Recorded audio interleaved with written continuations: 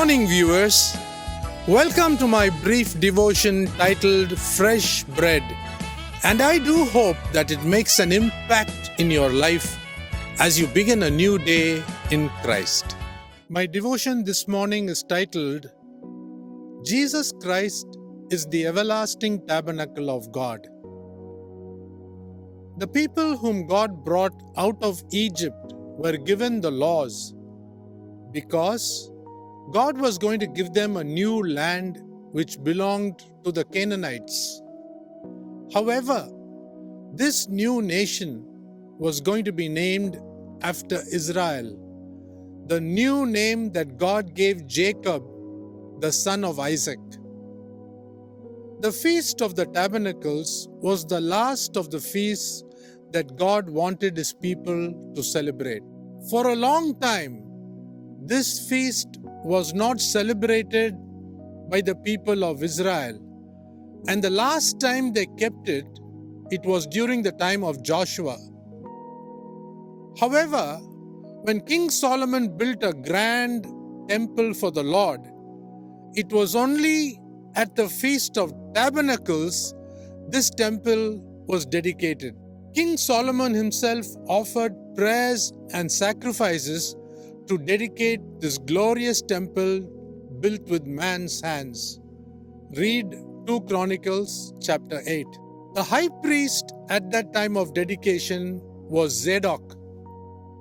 The Sadducees, as they called themselves during Jesus' day, were from the line of Zadok, the high priest. However, the grandest celebration of the Feast of Tabernacles was during Nehemiah's time. The second temple was built after the Israelites returned from Babylon. It was under the guidance of Joshua, that is Jeshua the high priest, and Zerubbabel the governor, this temple was rebuilt. Though it lacked the splendor and the grandiloquence of the first temple, Prophet Haggai prophesied that the glory of this latter temple shall be greater than the former. Read Haggai chapter 2 verse 9. What was the latter temple that Haggai referred to?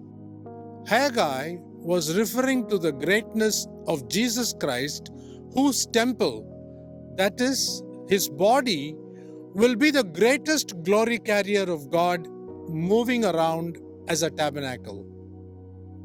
Apostle Paul in 2 Corinthians chapter 5 seems to indicate that because of Jesus Christ, our tabernacles or our human bodies have become the dwelling place of the Holy Spirit.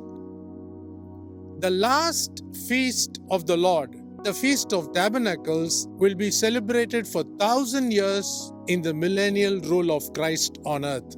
The followers of Jesus Christ will be able to experience the presence of Jesus Christ, Jehovah Shammah, after the Armageddon War. Finally, after the millennial rule of Christ and the Gog-Magog war, the tabernacle will come down from heaven as mentioned in Revelation chapter 21 verse 3.